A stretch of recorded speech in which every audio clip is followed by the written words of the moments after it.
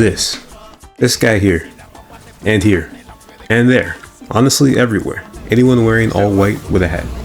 Beach hustlers selling overpriced AliExpress items to unacquainted tourists. So you decide to go to Mexico. The sun, the sand, the tequila. Who could resist such a destination? It's a place that promises paradise, and for the most part, it delivers. You land in Cabo San Lucas.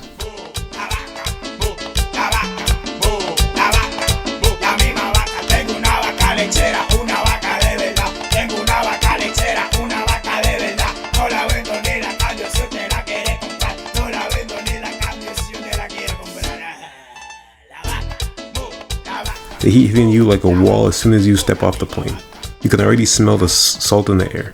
Hear the distant crash of waves. This is what you've been dreaming about.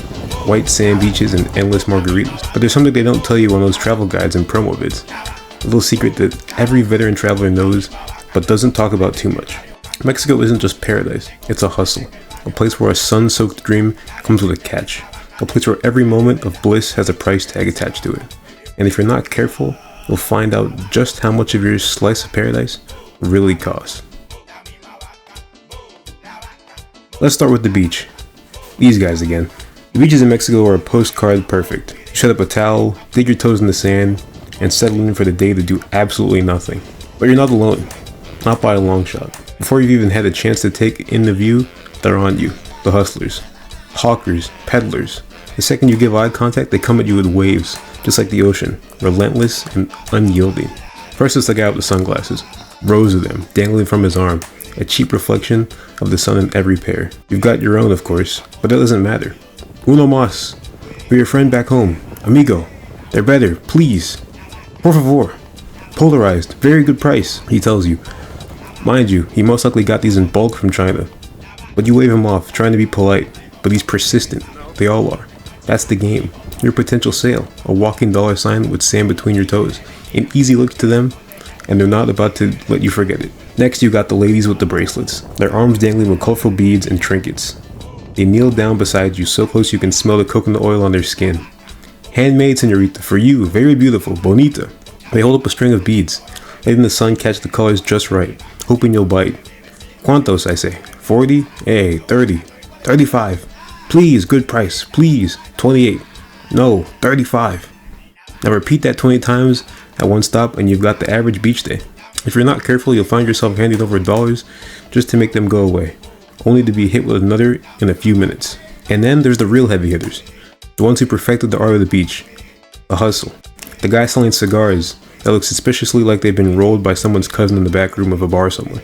If that does work, they show some oddly shaped pipes and some grass. The woman offering massages with hands that are more practiced in the art of pardoning you from your money than easing you of your stress. But here's the thing, they're good at it. Really damn good. You've got to respect the hustle, as even you try to avoid it, they still come back.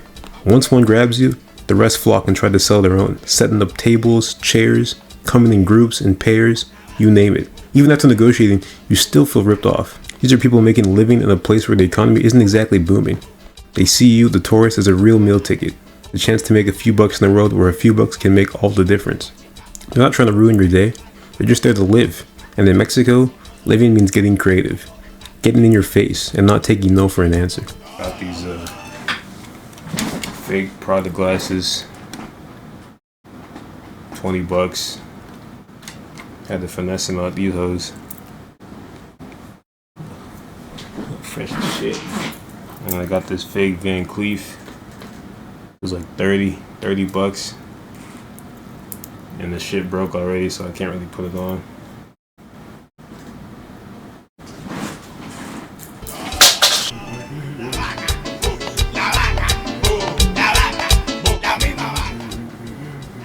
Now wait till you encounter the timeshares salespeople. Are wet, their shorts and their bathing suit and all that. We have a little bathroom so they can go around the bathroom and don't get the house messy. Yeah. Bathroom over here so they don't get the house messy. They're in a league of their own, a special breed of hustler that makes the beach vendors look like amateurs. They don't just approach you, they hunt you. You're barely off the plane, still blinking at the sunlight when they pounce, aimlessly walking to the counter to try and find a shuttle to the resort. Welcome to Mexico, amigo. Can I interest you in a free breakfast? They ask, with a smile that's all teeth and no sincerity. All we wanted to do was get a ride amidst all the chaos, and yet we were given a spot-on lecture on the history of the resorts and the beasts between them, and the ins and outs of hotel revenues. Here's the trick, they're not interested in feeding you food, but they do enjoy feeding you BS. At breakfast, it's bait to get you in the room, where they can work with you. Pause. No diddy. You think you're getting a free meal, maybe a local advice, but what you're really getting is a hard sell that makes a car dealership feel like a walk in the park. As you want, drink whatever you like, right? If you're that big, you can probably die on this part because it's a lot of heat. So we're gonna buy 3 days. There are some chocolates that have an extra charge. That's the only thing that has an extra charge. They'll ply you with coffee, orange juice, maybe even a pina colada if they're feeling generous. And then they start with the pitch. It's all about the dream. Your dream. Imagine coming here every year, amigo, they say. Having your own place in paradise. Your own piece of the pie. They'll show you glossy photos of luxury resorts. Talk about how much money you'll save in the long run. Nothing. How it's an investment in your happiness. Another lie. But they're smooth. These guys are seasoned manipulators. Before you know it, you're nodding along thinking that maybe, just maybe, it isn't such a bad idea. That's where you make the profit. Because the price you see online is more expensive. The price you get it for, I'll give you this house for 7 nights, 8 days, for $3,400. We're gonna rent it to someone else. Airbnb, and we're gonna post it. So I'll give you this house once a year. Right? 6 times. Junior. Or house once, or 6 times a year, or 1 or 2 or 3. Your price is less than $600. You rent it out for $2,000. You just made $1,500. Times 6, you make 7. You rent out the house, you make the same 7. So either you go up or down, you make the same amount of money, but you have to do the legwork. Don't let it sit, because if you let it sit, neither I get a client and you don't get money. Okay, so pretty much, so the goal is for us to sell to a friend. The goal is for you guys to make a little bit of money and send me someone else. That's how we keep the little ball rolling. And there's no maintenance fee or any... No maintenance fee, no yearly fee, no exchange fee, none of that. We took fees away, right? And that's when they go in for the kill. You'll find yourself in a small room with a contract in front of you, a pen in hand, and a sinking feeling in your gut. This is when they bring out the tactics, the special offers, the huge discounts. The discounts that are only available today, right now. They'll pressure you, charm you, maybe even guilt you a little.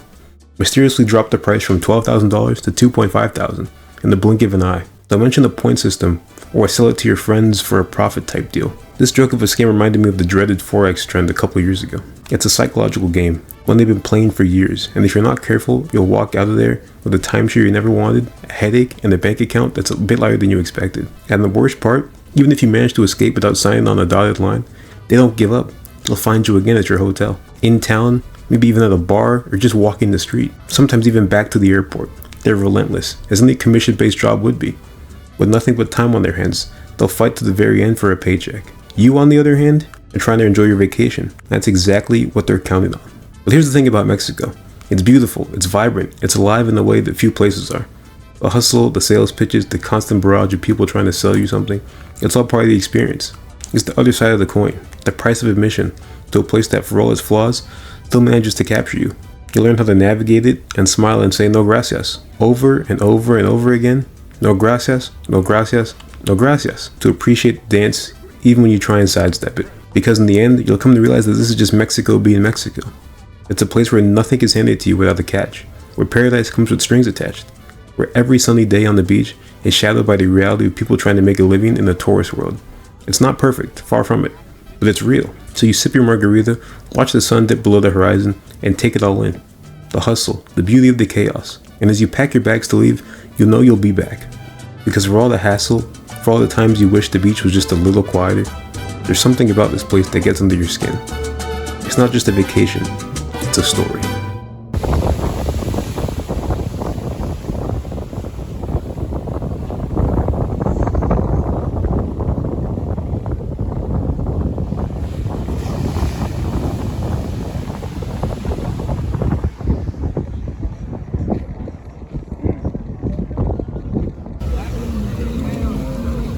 Are those all BBLs? Yeah. You can just tell.